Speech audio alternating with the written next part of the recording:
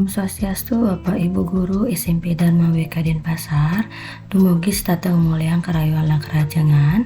Hari ini Tiang akan menyampaikan cara mengisi analisis butir soal.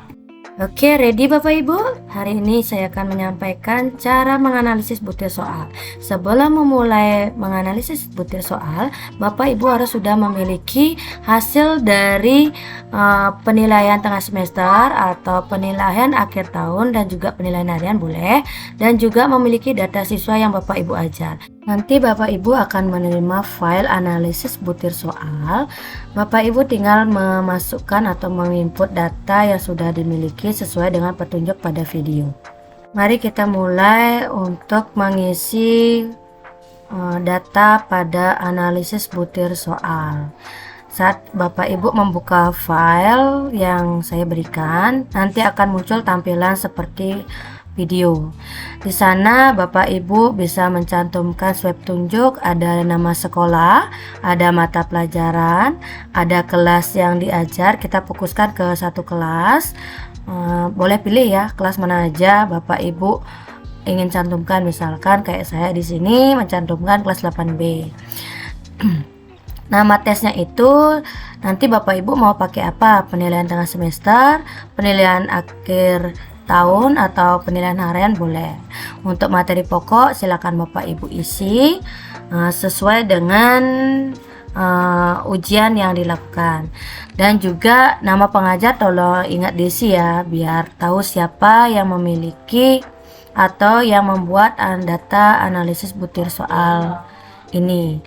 Begitupun juga dengan semester, tahun pelajaran, dan tanggal tes dan tanggal diperiksa. Untuk NIP-nya bisa dikosongkan jika Bapak Ibu tidak memilikinya.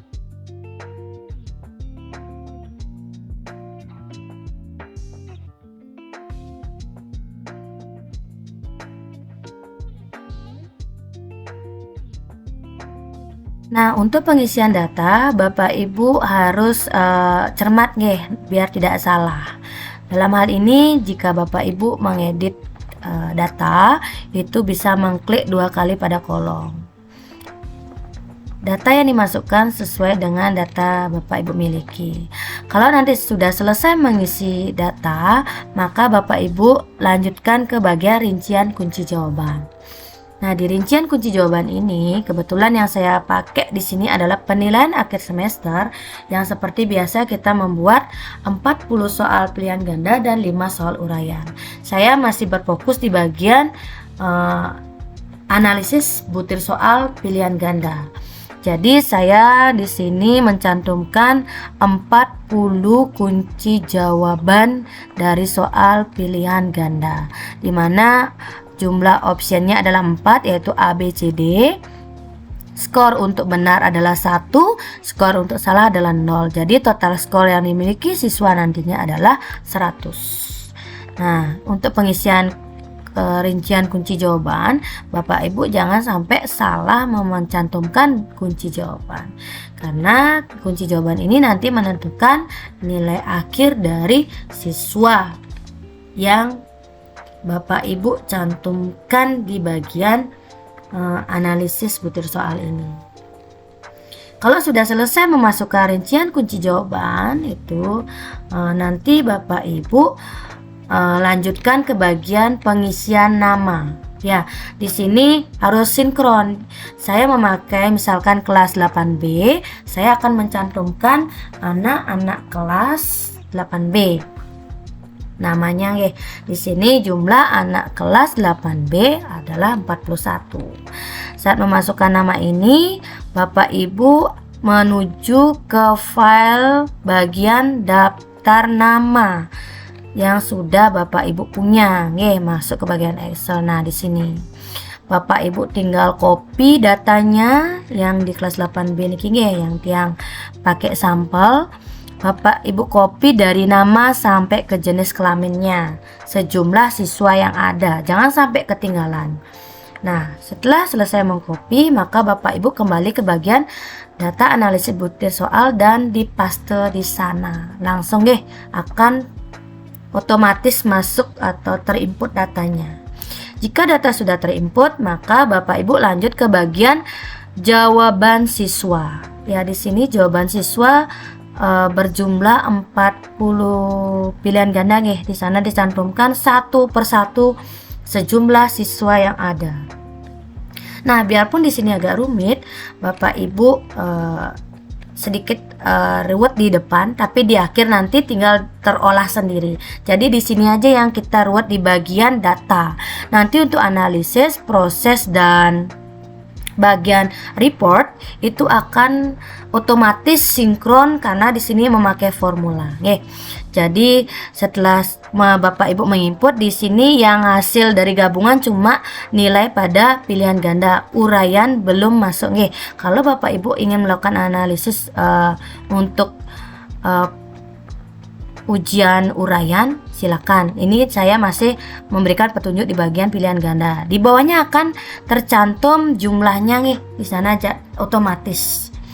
Setelah di bagian data, nanti di bagian analisis akan muncul petunjuk analisis butir soalnya. Dari ke-40 soal ini nanti Bapak Ibu cantumkan satu persatu sampai ke-41, maka akan otomatis di sana muncul jumlah realnya 41 41 otomatis di bawah muncul. Jadi di sini saya sampel dulu 3 dari jawaban siswa yang ada di kelas 8B.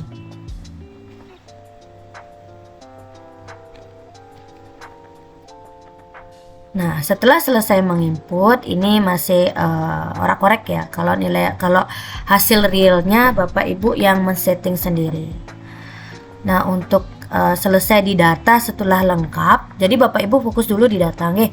Kalau di data sudah lengkap, maka Bapak Ibu bisa lanjutkan ke bagian analisis. Di analisis itu ada keterangan pada tiap kolom. Jadi di sini analisa butir soal pada tes yang sudah dilakukan. Ya, jadi di sini ada 40 soal pilihan ganda yang dianalisis. Nah, masing-masing butir soal dianalisis sesuai pada keterangan yang di kolom. Kayak kolom pertama ini ada istilah yang namanya pertama di mana itu prop korek ya. Ya, prop korek itu merupakan proporsi siswa yang menjawab benar pada butir tes ya, dimana nilai ekstrimnya itu adalah mendekati 0 atau 1, menunjukkan bahwa butir soal tersebut terlalu sukar atau terlalu mudah untuk peserta tes. Yang kedua ada istilah BISER, yaitu adalah indeks daya pembeda soal dengan menggunakan koefisien korelasi biserial. Terus selanjutnya ada poin biserial, yaitu indeks daya pembeda soal dan pilihan jawaban. Nah, di sini ada juga yang namanya daya pembeda. Nah, daya pembeda, tingkat kesulitan, efektivitas option, dan status soal. Nah, di daya pembeda itu ya, di masing-masing soal ini menyatakan bahwa jika daya pembedanya itu dapat membedakan, berarti siswa ini bisa ya, masing-masing option itu dia bisa membedakan, artinya tidak mirip sekali. Kalau mirip sekali berarti siswa itu tidak dapat membedakan jawaban yang kita berikan. Nah, selanjutnya juga ada tingkat kesulitan. Di sini rata-rata kalau tingkat kesulitannya sedang itu masih bisa diterima ya. Kalau terlalu sulit mungkin ada perbaikan kembali. Terus untuk efektivitas option itu diharapkan baik. Dan selanjutnya ada status soal. Status soal ini kalau dapat diterima artinya soal itu boleh dilanjutkan atau dijadikan referensi untuk soal berikutnya. Tapi kalau soal itu ditolak atau jangan digunakan, untuk selanjutnya jangan membuat tipe soal seperti itu. Artinya itu soalnya sudah tidak bisa ditoleransi. Nah, diganti ya dengan soal yang nanti dapat diterima berdasarkan analisa dari butir soal. Nah, Setelah selesai di bagian analisa, kita masuk ke bagian data ya. Di sini bagian datanya sudah selesai, analisa, proses. Nah, di bagian proses itu nanti akan dicantumkan keterangan bahwa nomor soal ke-40 itu nilai satunya menunjukkan bahwa dia benar, nilai nolnya itu berarti salah. Ya, ini otomatis Bapak Ibu, jadi Bapak Ibu tidak perlu repot-repot untuk mengisinya, karena dari keterangan atau dari inputan di data itu akan otomatis masuk ke bagian proses. Untuk report itu adalah daftar nilai ujiannya, ini secara kumulatif ya, secara keseluruhan. Tapi yang kosong di sini adalah untuk soal uraian, karena kita belum atau di sini saya belum melakukan analisis di bagian uraian, masih di bagian pilihan ganda. Ya, nanti uraian bisa Bapak Ibu lakukan. Terus untuk skor yang diharapkan itu, misalkan di sini Bapak Ibu mencantumkan skor yang paling rendah itu dari 80. Jadi kalau di bawah 80 berarti dia tidak lulus.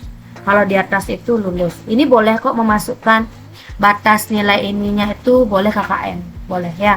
Jadi Bapak Ibu akan tahu nanti di bawahnya, di bawah report ini akan otomatis berapa orang yang tidak lulus dan berapa orang yang lulus. Ya, itu ini raport atau laporannya ya, report.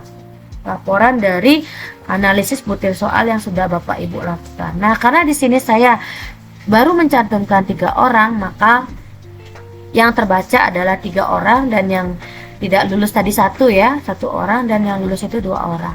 Nah, untuk data di bawah tolong diganti juga ya. Ini data guru mapelnya juga harus diganti, kepala sekolahnya masih sudah kecantum di sana ya. Jadi tinggal Bapak Ibu mengganti di bagian guru mapelnya ya. Jadi seperti itu petunjuk untuk pengisian analisis butir soal ya Pak. Ini lebih gampang ya, lebih mudah. Jadi Bapak Ibu tinggal menginput datanya sesuai yang Bapak Ibu punya dan sesuai dari petunjuk yang sudah saya berikan di bagian video. Nah, selanjutnya Bapak Ibu setelah selesai mengedit, nanti diganti namanya dengan analisa PC underscore mata pelajaran Bapak Ibu. Misalkan kayak saya, nanti judul filenya adalah analisa PC underscore IPA. Jadi terima kasih Bapak Ibu sudah mengikuti petunjuk dari pengisian analisis butir soal, dan jadi terganggu liburannya ya. Jadi kita bersama-sama belajar. Semoga video yang saya berikan atau saya tampilkan ini membantu Bapak Ibu dalam pengisian data. Saya tunggu Bapak Ibu. Terima kasih. Sampai jumpa. Om Santi Santi Santi.